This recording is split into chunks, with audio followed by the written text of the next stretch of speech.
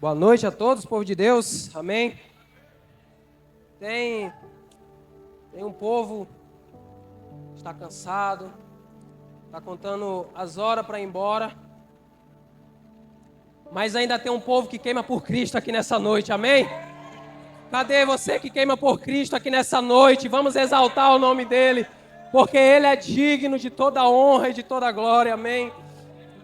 Quero primeiramente agradecer a Deus, amém, porque se nós estamos aqui, é pela graça dele, é pelo amor, é pelo favor imerecido dele, que hoje nós estamos aqui como uma só igreja, porque Jesus não morreu por uma placa de igreja. Porque se Jesus tivesse morrido por uma placa de igreja, teria sido um sacrifício muito pouco, mas ele morreu por uma igreja, pelo um povo remido, pelo um povo que estava perdido, mas que foi encontrado, pelo povo que andava em trevas, mas viu a luz resplandecente. E hoje, meus queridos, hoje é um dia em que o Espírito Santo, ele vai trazer cura sobre vidas aqui, ele vai trazer libertação sobre vidas aqui. Quero agradecer também a todos, pastor Moisés. Cadê o pastor Moisés? Por aí, foi arrebatado o homem. Pastor Moisés, a benção.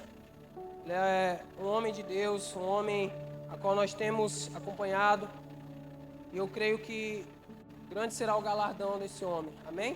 Temos aqui alguns amigos. Obrigado, Júnior, novamente, pelo convite. Ao Jean também. Ano passado nós pregamos aqui, na conferência passada. Quando a gente volta, né, é bom, né? Porque ruim é quando a gente some. Pregou um dia aí, nunca mais convidar para esse cara, ele falou alguma coisa.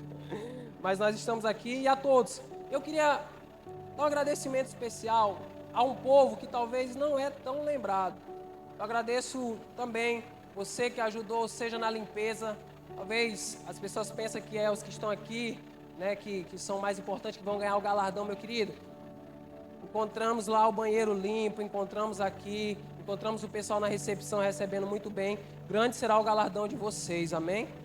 A banda Som do Éden, o Ministério de Louvor, né? Graças a Deus, meu irmão, agora vai ficar essa música na minha cabeça. Ele ressuscitou. Meu irmão, eu estava vendo no Instagram, ficou um negócio na minha música, um tal de um xalalá, lá. Eu não sei o que é esse povo, mas agora vai ficar, ele ressuscitou, amém? Tá aqui o pastor Henrique, né? Me botaram, assim, fogo, né? Pregar depois desse homem aqui, meu amigo. Se me botasse depois do pastor Fábio também, meu irmão, aí a gente ia ficar até com medo.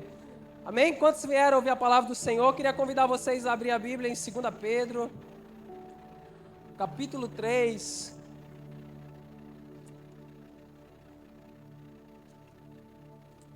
E a todos os demais. Está aqui algumas pessoas, alguns jovens da juventude, com qual nós estamos ali, depois de Cristo, nós estamos ali liderando. Quero dizer que vocês são uma bênção, eu amo vocês, tá bom? Eu amo vocês. Às vezes a gente pergunta, ei, mano, como é que tá o jovem lá da igreja? Meu irmão, quando o cara só acha ruim, reclama, talvez ele não tenha tanto amor, mas eu amo vocês. Apesar dos puxão de orelhas, apesar das tacas, mas eu amo vocês demais. Está aqui Vitor Hugo também, vai ser um dos maiores pregadores aqui dessa cidade, amém? Esse homem aqui, homem é... E Mateus, o que é isso na Bíblia? Mateus, o que é isso na Bíblia? É isso, meu irmão. Amém? Quando se encontrar o texto, eu queria convidar vocês a abrir, a ler o versículo 17, antes da gente ler o 18. 2 Pedro, capítulo 3, versículo 17. Vai dizer o seguinte: portanto, amados, sabendo disso, guardem-se para que não sejam levados pelo erro dos que não têm princípios morais, nem percam a sua firmeza e caiam. Cresçam, porém, na graça, repete comigo, na graça. Amém. Cresçam, porém, na graça e no conhecimento de nosso Senhor e Salvador Jesus Cristo. A Ele seja a glória, agora e para sempre. Amém. Amém. Meus queridos, foi me passado um tema. Nós estamos nessa conferência abençoada, crescendo na graça e no conhecimento. E foi me passado um tema, crescendo na graça e no amor.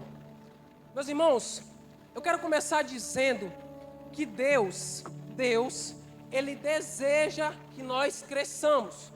Deus, Ele deseja que eu, que você, que nós venhamos se desenvolver espiritualmente. É do desejo do Pai que nós venhamos crescer, mas não é apenas desejo. A Bíblia diz no início da carta de Pedro, de que Ele, pelo seu poder, nos deu tudo o que precisamos para viver uma vida de piedade. Ou seja, Deus não apenas deseja que nós cresçamos, como Ele nos deu os recursos necessários para que nós possamos crescer. Deus, pela sua graça, Ele nos deu tudo o que nós precisamos para amadurecer na caminhada, para amadurecermos como pessoas. A Bíblia diz em Atos capítulo 17 que Deus ele fez o homem e destinou lugares para ele habitar. Talvez você reclame, essa família em que eu nasci, esse ambiente que eu nasci, essa cidade que eu nasci, Caloreta, meu irmão. Deus, ele te colocou num ambiente perfeito para o seu crescimento. Quantos pode dar uma glória a Deus? Deus colocou você num ambiente perfeito. E Ele não apenas colocou você num ambiente, como Ele deu recursos para que você venha crescer.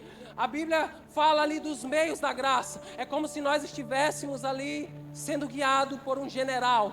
Quando os querubins eles estão diante do trono dele, ele está dizendo: Santo, Santo, Santo é o Senhor dos exércitos. Então nós estamos aqui, nós somos guiados pelo Senhor dos exércitos. Deus, ele nos deu a sua palavra como o manual, como o mapa da guerra para a gente vencer essa guerra. Deus nos deu uma comunidade para que junto com os nossos companheiros nós venhamos obter vitória. E Deus nos deu um interfone que é a oração, a qual nós acessamos o general de guerra. Porque Deus, Ele nos deu tudo o que necessitamos para crescer. Eu estava ali, até perguntei, acho que foi para a Monique, não lembro. Eu perguntei se esse prédio aqui já era de vocês. E tem uma coisa que Deus ele me deu uma palavra para essa igreja. Eu entendo, meus queridos. Eu entendo que aqui temos outras igrejas, temos na Ibamique, temos algumas outras igrejas. E eu entendo que também encheu bastante por isso. Mas Deus, ele ministrando ali no meu coração, eu quero dizer algo para essa igreja, para a Batista Maranata. Vocês não vão ficar só aqui. Vai crescer, vai se expandir. Vocês vão ali no ambiente certo, no momento certo. Vocês não vão continuar aqui, sabe por quê? Porque Deus vai mandar as almas e que Ele encontre aqui nesse ambiente um lugar onde pessoas se sintam acolhidos para serem pastoreados.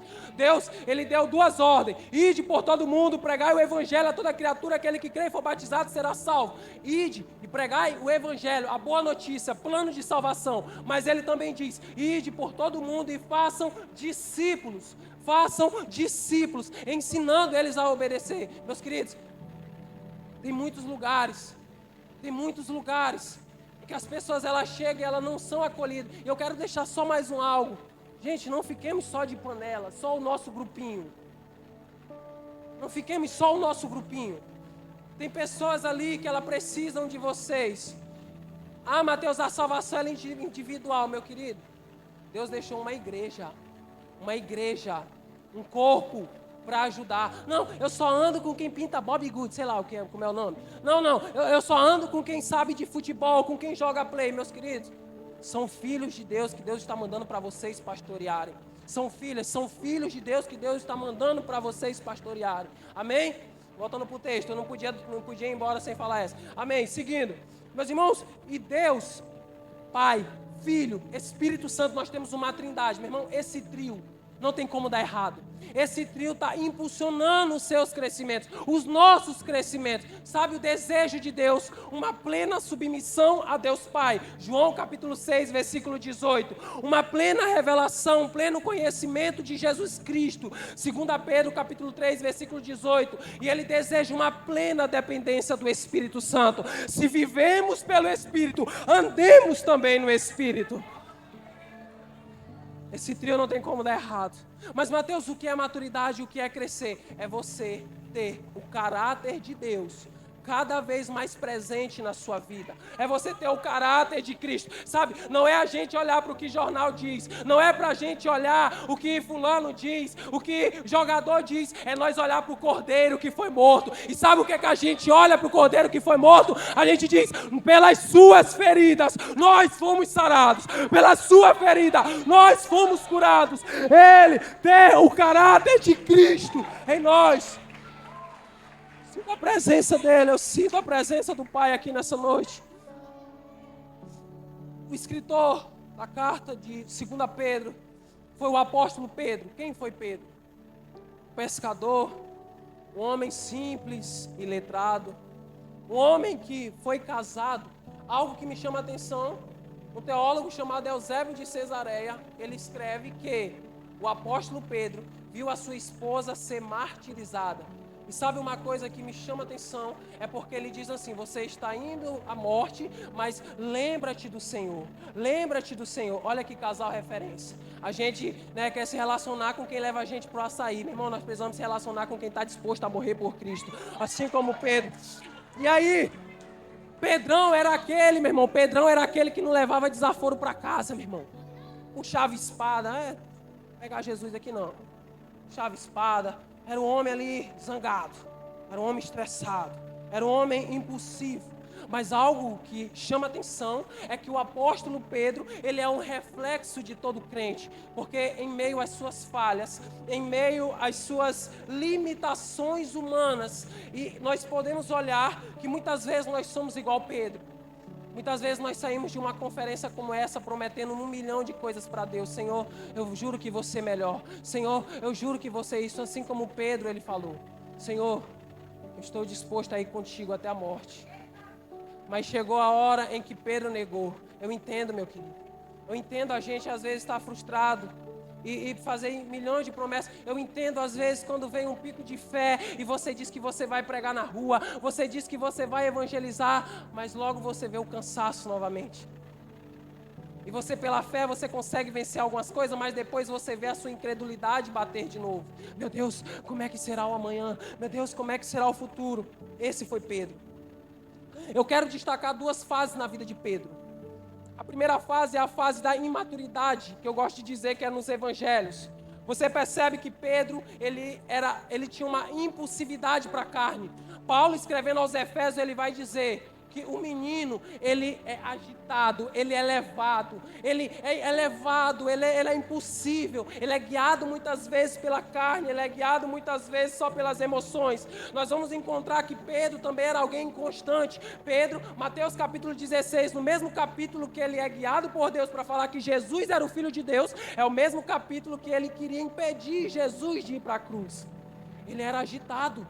Ele era inconstante, ele era levado. Essa é uma das características de um imaturo. Então, meu querido, se às vezes tem alguém no teu grupo te chamando para fazer algo que é errado, mas que você sabe que é errado, se você ir, você está sendo tão imaturo quanto esse camarada que está te chamando para fazer o mal. Não se junta com ele não, que ela é isso. Não faça aí com ele. E aí nós montamos o nosso grupinho. Não, vamos ficar aqui só nós. Aí nós estamos agindo igual Satanás. Senhor, ele chegou assim para Jesus: tu vai ter todos os reinos se prostrado me adorares. Será que Satanás estava falando de construção? Será que ele estava falando de construção? Não. Reinos ali é no sentido de que ele ia ter a fama dos reinos. Aí tem pessoas que é assim, os líderes de grupo: se tu não me seguir, tu não vai ter a aprovação do meu bonde aqui não. Tem certeza que tu quer se afastar de nós? Pedro, ele tinha falta de discernimento às vezes. Quando ele achou que estaria fazendo bem, Jesus não vai para a cruz não, mas ele estaria fazendo mal.